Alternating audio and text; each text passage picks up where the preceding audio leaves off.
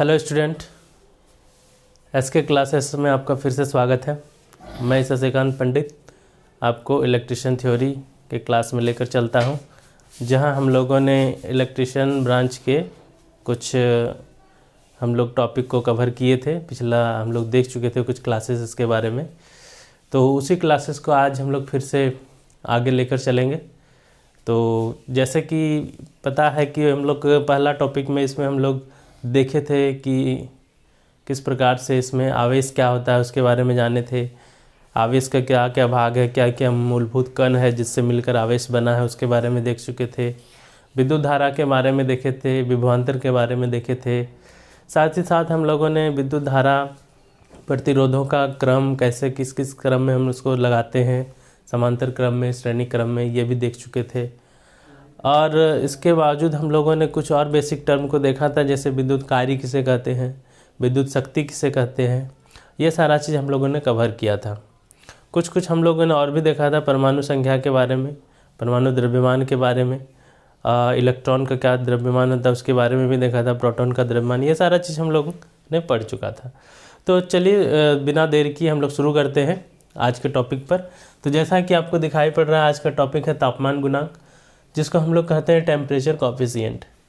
तो आखिर ये तापमान गुणांक क्या होता है, इसके बारे में थोड़ा सा हम लोग जानेंगे। तो देखिए, तापमान गुणांक कहने का मतलब ये हुआ कि जब हम लोग तापमान में परिवर्तन करेंगे, तापमान को चेंज करेंगे, तो उसके कारण प्रतिरोध के मान में क्या परिवर्तन आएगा। क्या प्रतिरोध का मान बढ़ेगा या प्रतिरोध का मान घटेगा, तो उसे ही हम तापमान गुणांक कहेंगे। अर्थात तापमान में परिवर्तन होने के कारण प्रतिरोध के मान में होने वाला परिवर्तन को तापमान गुणांक कहेंगे। तो इसकी परिभाषा को कैसे हम लोग लिखेंगे, तो देखते हैं। इसकी परिभाषा कुछ इस प्रकार से हम लोग लिखते हैं कि तापमान में 1 डिग्री सेल्सियस की वृद्धि करने पर, ठीक है, 1 डिग्री सेल्सियस की वृद्धि करने पर प्रतिरोध के मान में होने वाले परिवर्तन को हम तापमान गुणांक कहते हैं। और इसे हम किससे सूचित करते हैं, इसको हम अल्फ़ा से सूचित करते हैं। ये अल्फ़ा से डिनोट किया जाता है इसको। तो परिभाषा को आप नोट कर सकते हैं या स्क्रीनशॉट भी ले सकते हैं कि तापमान में 1 डिग्री सेल्सियस की वृद्धि करने पर प्रतिरोध के मान में होने वाले परिवर्तन को तापमान गुणांक कहते हैं। इस टॉपिक से आपका 1 से 2 सवाल ITI के एग्ज़ाम में पूछा जाता है। हर एक एग्ज़ाम में 1 से 2 सवाल रहता ही रहता है। या तो आपको पूछ देगा तापमान गुणांक को किससे सूचित किया जाता है, तो तापमान गुणांक को अल्फ़ा से सूचित किया जाता है। ठीक है, तो ये तो बात रहा तापमान गुणांक का।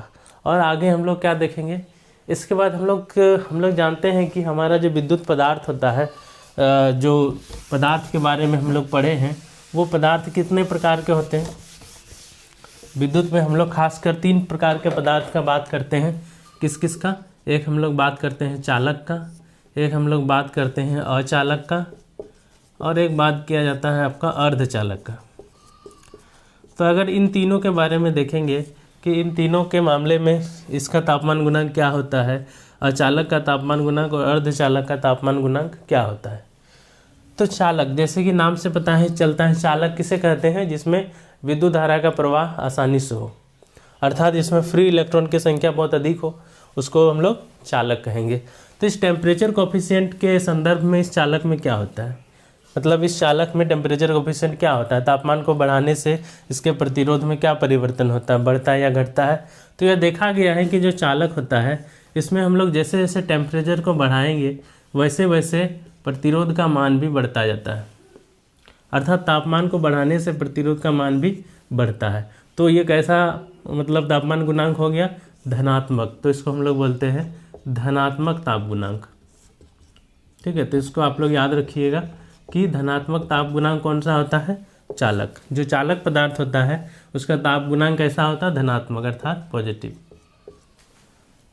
कहने का मतलब जिसका टेम्परेचर कोएफिशिएंट पॉजिटिव हो।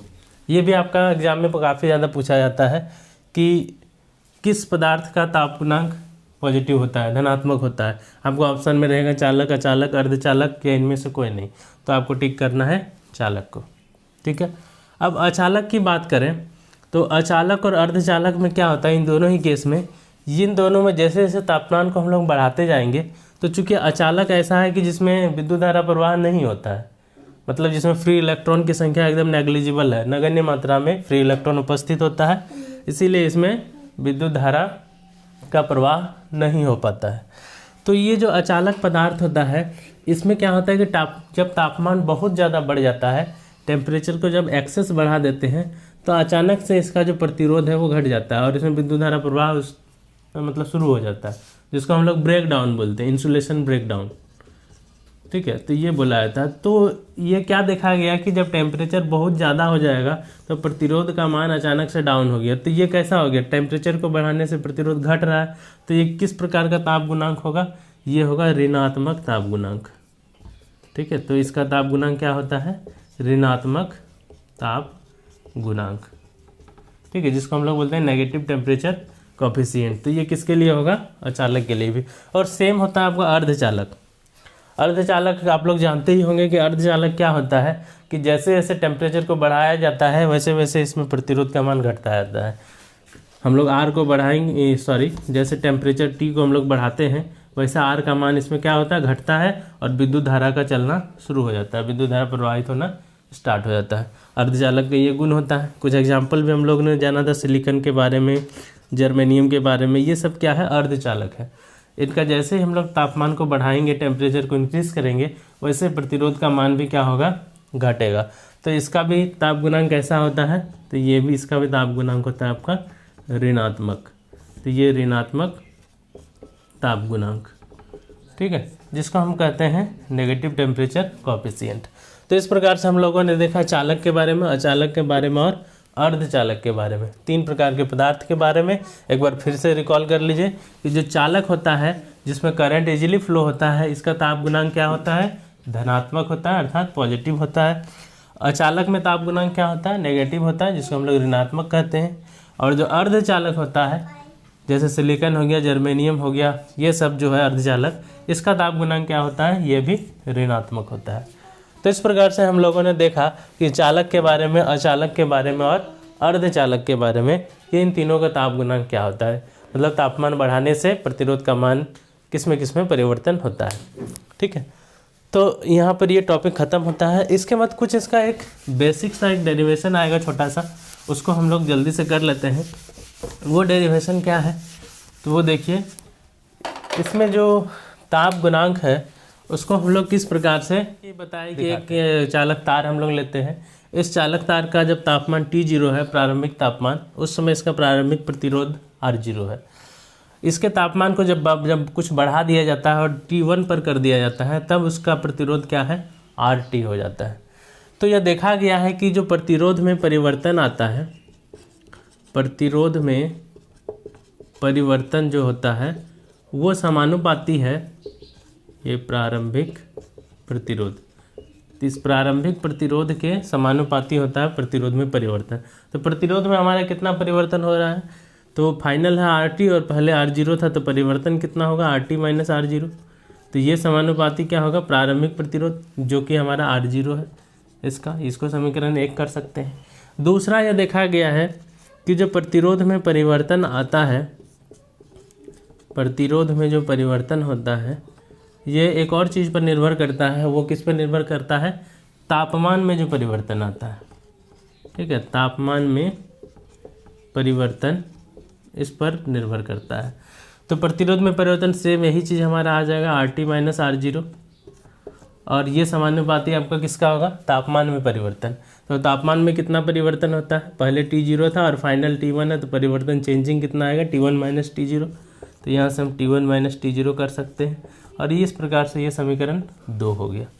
तो समीकरण 1 और 2 में हम देखते हैं कि इधर जो LHS साइड है, लेफ्ट हैंड साइड, वो RT माइनस R0 है, यह समानुपाती है और यहाँ पर अलग है। दोनों ही समीकरण को जब हम फिर से एक साथ कर देंगे, समीकरण 1 और 2 को, तो इससे हमें क्या मिलेगा, तो इससे हमें मिलेगा RT minus R0 is proportional to R0 into T1 minus T0, ये मिलेगा। ठीक है, अब जैसे इस प्रोपोर्शनलिटी को यहाँ से हटाएंगे तो ये कांस्टेंट आएगा RT minus R0 equal to alpha. यहाँ पर ये अल्फ़ा आएगा, जिसको हम लोग ताप गुणांक कहते हैं, और यहाँ पर जो बच गया R0, और इस प्रकार से ये आएगा T1 माइनस T0। और यहाँ से अगर अल्फ़ा का मान हम निकालना चाहें तो अल्फ़ा बराबर हमारा हो जाएगा RT minus R0 upon R0 into T1 minus T0। और इस प्रकार से हम यहाँ से अल्फ़ा का मान निकाल लिए हैं और यही अल्फ़ा क्या कहलाता है, हमारा तापमान गुणांक या फिर ताप गुणांक। तो यहाँ से देखने से आपको पता चल रहा है कि जो ताप गुणांक अल्फ़ा है वो किस पर निर्भर कर रहा है, प्रतिरोध में जो परिवर्तन है उस पर, तापमान में जो परिवर्तन है उस पर, और एक जो प्रारंभिक हमारा रेजिस्टेंस था, जो प्रतिरोध था, उस पर। अब थोड़ा सा चलते हैं इसके यूनिट पर कि इसका इकाई क्या होता है, इसका जो ताप गुणांक है इसका इकाई क्या होता है। इस पर भी क्वेश्चन काफ़ी ज़्यादा एग्जाम में पूछा जाता है। ठीक है, तो इसके इकाई को हम लोग लेके चलते हैं। तो जो हमारे यहाँ फार्मूला आया है, इसी फार्मूला से हम इसका इकाई को डिराइव कर सकते हैं, निकाल सकते हैं। कैसे, वो देख सकते हैं। अल्फ़ा का जो वैल्यू यहाँ से आया है आपका, वो आया है RT minus R0 upon R0 into T1 minus T0, ये आया है। ठीक है, तो इससे देखिए क्या पता चलेगा। अगर हम लोग देखें इसका इकाई को, अल्फ़ा का जो मात्रक है, यूनिट है, वो क्या होगा, तो ऊपर में आपका क्या है RT माइनस R0, मतलब प्रतिरोध में से प्रतिरोध को घटाएंगे तो प्रतिरोध का इकाई क्या मिलेगा, ओम मिलेगा। तो ऊपर आपको मिलेगा ओम, बटे में यहाँ फिर प्रतिरोध है, मतलब फिर इसका इकाई ओम मिलेगा। लेकिन यहाँ पर तापमान है, तापमान में से तापमान को घटाएंगे तो टेम्परेचर ही मिलेगा, और टेम्परेचर का क्या होता है, डिग्री सेल्सियस, डिग्री सेल्सियस। अब इसमें से देखिए इसका यूनिट यहाँ से ही हो गया ओम प्रति ओम डिग्री सेल्सियस, ये भी लिख सकते हैं हम यहाँ, ओम प्रति ओम डिग्री सेल्सियस, एक यूनिट ये भी हो सकता है। दूसरा, अगर हम इस ओम से ओम को काट दें, वो हम नीचे आपको लिख कर बताते हैं, ओम बटे ओम प्रति डिग्री सेल्सियस, ओम से ओम कट जाएगा तो आपका यहाँ से आ जाएगा प्रति डिग्री सेल्सियस। ठीक है, ये प्रति है, मतलब ऊपर तो कुछ नहीं है, 1 है, तो 1 बाई जो भी लिख सकते हैं, तो ये 1 बटे डिग्री सेल्सियस भी लिख सकते हैं, ये भी एक यूनिट। तो इस प्रकार से हम देखें तापमान गुणांक जो है, इसका इकाई, इसका मात्रक क्या है, 2 हो सकता है। एक तो ओम पर ओम डिग्री सेल्सियस, और दूसरा 1 बटे डिग्री सेल्सियस, या फिर इसको प्रति डिग्री सेल्सियस भी हम लोग लिखते हैं, प्रति डिग्री सेल्सियस। ठीक है, तो ये काफ़ी ज़्यादा इम्पोर्टेंट है, ये आपके एग्जाम में पूछा जाता है। तो इस टॉपिक से, तापमान गुणांक से आपका 1 से 2 क्वेश्चन हर एक एग्जाम में रहता ही रहता है। तो आप लोग इसको अच्छा से पढ़ के जाइए, एग्जाम में एक भी सवाल इससे छूटेगा नहीं। ठीक है, तो इससे मुख्य सवाल क्या हो गया, एक तो हम देखें कि इसमें तापमान गुणांक की कौन सा पॉजिटिव, धनात्मक ताप गुणांक कौन सा होता है, ऋणात्मक ताप गुणांक कौन सा होता है, तापमान गुणांक का मात्रक क्या होता है। तो मात्रक 2 को पढ़े हम लोग, एक ओम प्रति ओम डिग्री सेल्सियस भी होता है, एक 1 बटे डिग्री सेल्सियस, या फिर प्रति डिग्री सेल्सियस भी बोलते हैं, ये भी हो सकता है। तो ये टॉपिक यहाँ पर एंड होता है। फिर नेक्स्ट वीडियो में हम लोग इससे आगे देखेंगे। तो आप लोग इस वीडियो को देखिए, इसको सब्सक्राइब कीजिए, ज़्यादा से ज़्यादा शेयर कीजिए। ठीक है, मिलते हैं अगले वीडियो में। Wish you all the best.